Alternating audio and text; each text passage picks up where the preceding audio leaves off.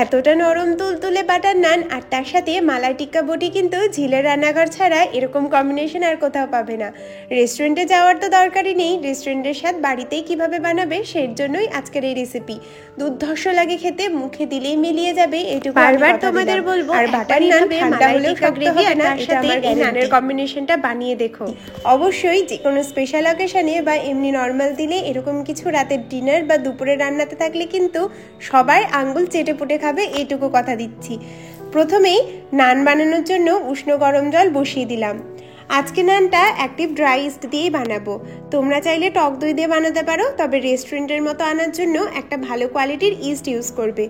দোকানে যে ছোট ছোট ইস্টের প্যাকেটগুলো পাওয়া যায় সেগুলোও কিন্তু বেশ ভালো হয়। শুধু খুলে রাখবে না, ফ্রিজে কোনো এয়ারটাইট কন্টেনারে রেখে দেবে। উষ্ণ গরম জলে প্রথমে 2 চামচ চিনি ভালো মতো গুলে নেওয়ার পর 1 চামচ অ্যাক্টিভ ড্রাই ইস্ট দিয়ে ভালো মতো মিশিয়ে নিতে হবে। এখানে আমি গোল্ডেন ক্রাউন কোম্পানির ইস্ট ইউজ করছি। এটা এমনি মুদিখানার দোকান থেকেই নেওয়া, কোনো অনলাইনে না, এমনি নর্মাল একটা কোম্পানি। এইটাকে আধ ঘন্টা রেস্টে রাখার পর দেখবে খুব সুন্দরভাবে ফুলে গেছে। ফুলে গেলেই বুঝবে ইস্টটা অ্যাক্টিভেট হয়েছে, তারপর সেটা ময়দার সাথে মাখবে। যে কোনো নরম তুলতুলে নান করার জন্য ময়দাটাকে ভালো মতো মেখে নেওয়াটা খুব দরকার। এই ধরো 10 থেকে 12 মিনিট মতো ময়দাটাকে বেশ ভালো করে মাখতে হবে। প্রথমে হাতে একটু চিপকে যাবে ঠিকই, পরে মোটামুটি 3 থেকে 4 চামচ মতো সাদা তেল দিয়ে আবারও 10 মিনিট মেখে নেবে। যত ভালো করে উপরটা মসৃণ করবে নানগুলো তত সফট হবে, এটাই হলো একটা টিপস বলতে পারো। আর এই নানগুলো ঠান্ডা হলেও একদম নরমই থাকে। ভালো মতো করে তেল মাখিয়ে ঢেকে রেখে দিলাম। এটা যতক্ষণ না ফুলছে ততক্ষণ আমরা এই টিক্কা বটিগুলো বানিয়ে নিই। মালাই টিক্কা বটিটা বানানো কিন্তু খুব সহজ।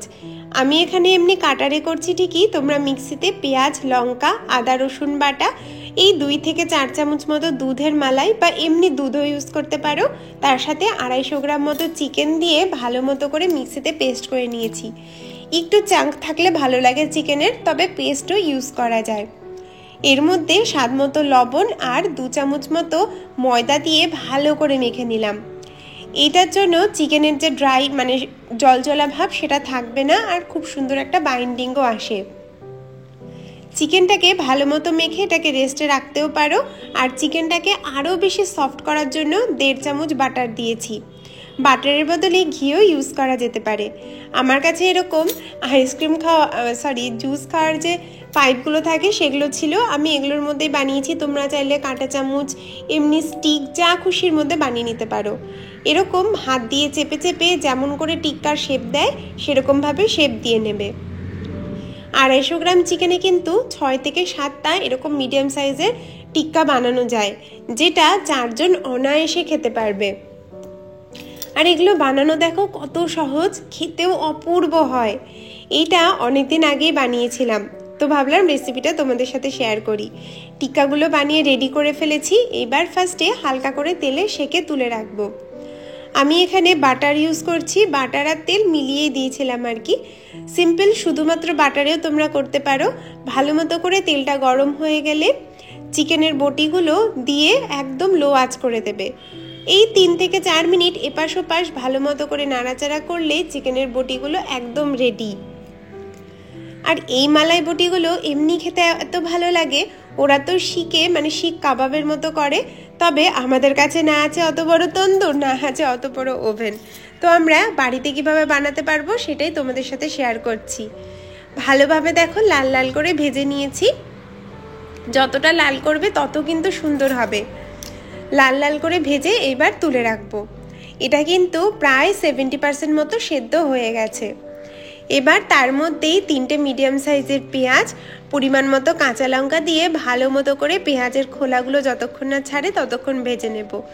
5-6টা কাজু বাদামও দিয়েছি গ্রেভির জন্য।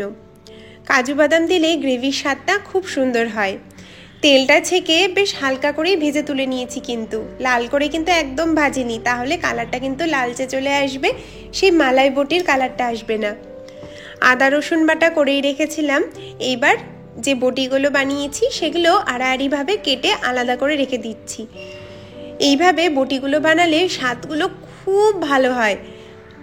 আর পেঁয়াজ, কাজু বাদাম, কাঁচা লঙ্কা যেটা বানিয়েছিলাম সেটা সামান্য জল দিয়ে মিক্সিতে একটা স্মুথ পেস্ট বানিয়ে নেব। তো আমাদের গ্রেভির জন্য সরঞ্জাম রেডি। এইবার সেই তেলেই 1 চামচ বাটার দিয়ে ভালো মতো গরম হয়ে গেলে গরম মশলা ফোড়ন দেওয়ার পর দিয়ে দেব আদা রসুন বাটা। আদা রসুন বাটাটা 3-4 মিনিট ভালো মতো কষানো হয়ে গেলে সেই মশলাটা তৈরি করে রেখেছিলাম সেটা দিয়ে দেব।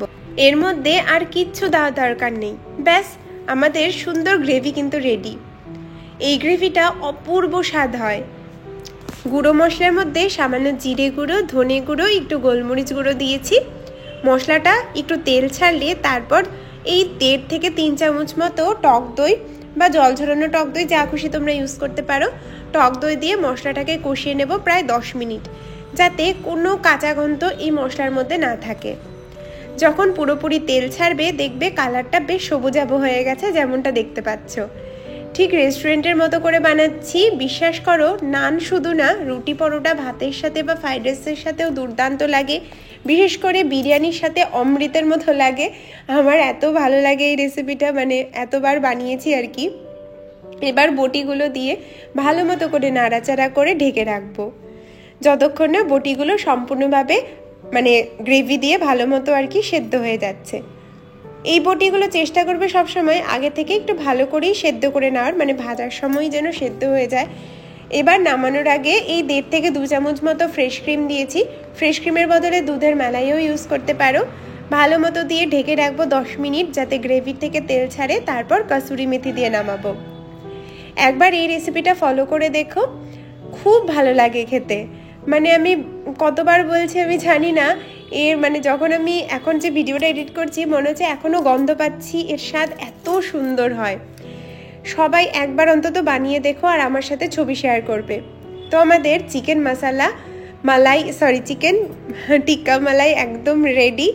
আর ওইদিকে ময়দাটাও বেশ ফুলে গেছে, বাটি থেকে সরে যাতা অবস্থা। তো একটু দেরি হয়ে গেছিলো আর কি, 1.5 ঘন্টা মতো ছিল। ময়দাটা যত ভালো মতো ফুলবে নানগুলো তত সফট হবে। একটু তেল দিয়ে আমি আবারও ভালো মতো করে মেখে নিয়েছি, তারপর সুন্দর করে লেচি বানিয়ে নেব। আজকে কিন্তু নানটা আমি পুরোপুরি তাওয়াতেই বানাবো। আগেই বলেছি আমার কাছে তন্দুর নেই। আর এই নান যতটা সফট হবে তত নরম হবে, মানে এই গোল্লাগুলো যত তুলতুল হবে না, নানটা তত সফট হয়। দেখবে রেস্টুরেন্টে অনেক সময় নান কিন্তু ঠান্ডা হয়ে গেলে চিমড়ে হয়ে যায়, শক্ত হয়ে যায়।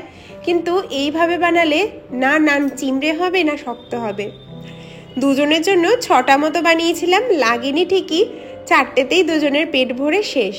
তবে বাদবাকি নানগুলো রেখে দিয়েছিলাম, পরের দিন একটু তাওয়ায় সেকে সস লাগিয়ে খেতে বেশ ভালো লাগে আমার। নানগুলো একটু মোটা করেই বেলবে। আর আমি কোনো তাওয়ার মধ্যে জল দিচ্ছি না, বাটার দিয়ে আজকে নানটা ভাজবো। হাত দিয়ে এভাবে চ্যাপটা করেও বেলা যেতে পারে। দেখো কতটা সফট হয়েছে যে হাত দিয়ে সুন্দরভাবে গোল হয়ে যাচ্ছে। নানগুলো এপাশ ওপাশ ভালো করে সেঁকে নেবে আর সামান্য বাটার দিয়ে সেঁকবে, তাহলে দেখবে দারুণ হয়। আমি একটু পাতলা করেই করেছিলাম, তোমরা একটু মোটা রাখবে, একদম ব্রেডের মতো হবে। তো আমাদের নানও রেডি হয়ে গেছে আর ওইদিকে চিকেনও রেডি হয়ে গেছে, খাওয়ার জন্য একদম রেডি। উপর থেকে বাটার ছড়িয়ে রাখবে নানে, যখনই হটপটে রাখবে আরও সফট হবে নানগুলো। আর একটু লালচে করে সেঁকবে, খুব ভালো লাগে খেতে। উপরে বাটার আমি তৎক্ষণাৎ দিয়ে একটার পর একটা রেখে দিয়েছি। আমাদের 6টা নান হয়েছিল 1.5 কাপ ময়দায়, তো সেই মাপ হিসাবে তোমরা বানাবে। তোমাদেরকে দেখাই নানগুলো কতটা সফট হয়েছে। আর আগে আমি বাটার দেইনি, পরে আমি হটপটে রাখার পর উপর থেকে বাটারগুলো ছড়িয়ে দিয়েছি। বাটার নান রেডি হয়ে গেছে। আমার অকেশনালি যে রেসিপিগুলো বানাই তার মধ্যে এটা আমার সবচেয়ে বেশি প্রিয় আর বানানো সব থেকে বেশি সহজ বলে আমার মনে হয়। জানি না, রেস্টুরেন্টে প্রচুর দাম দিয়ে এগুলো বিক্রি হয়, বাড়িতে এত সহজে এগুলো বানানো যায়। গ্রেভিটা এত টেস্টি হয়, কাসুরি মেথি দেওয়ার জন্য আলাদাই একটা টেস্ট আসে। আর তোমাদের নানগুলো দেখাই কতটা সফট হয়েছে, দেখো হাত দিয়ে পুরো গোল হয়ে যায়, এত সফট হয়। আর এই নানগুলো ঠান্ডা হলেও একদম নরম তুলতুলে থাকবে, রেস্টুরেন্টের মতো কিন্তু চিমড়ে হবে না। তো আজকের এই দুটো রেসিপি কেমন লাগলো সেটা কিন্তু অবশ্যই জানিও।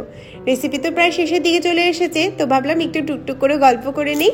যারা যারা নতুন নতুন রেসিপি জানতে চাও কমেন্ট বক্সে অবশ্যই লিখবে, আমি তোমাদের সাথে শেয়ার করব। নানটা তোমাদের সাথে ছিঁড়ে দেখাচ্ছি, দেখো কতটা সফট হয়েছে। আজকে তাহলে এইটুকুই, দেখা হচ্ছে কালকে নতুন ব্লগে। প্লেটিংটা করে নিই, যেটা আমার সব থেকে প্রিয় জিনিস। আর এই প্লেটিং করার সময় যা সুন্দর গন্ধ বেরিয়েছিল তা আর বলার না। গ্রেভিটা হালকা মতোই রেখেছিলাম, খুব বেশি গ্রেভি রাখিনি, কারণ এটাতে খুব বেশি গ্রেভি ভালো লাগে না। চিকেনটা এত জুসি আর সফট হয় যে গ্রেভির দরকারই পড়ে না।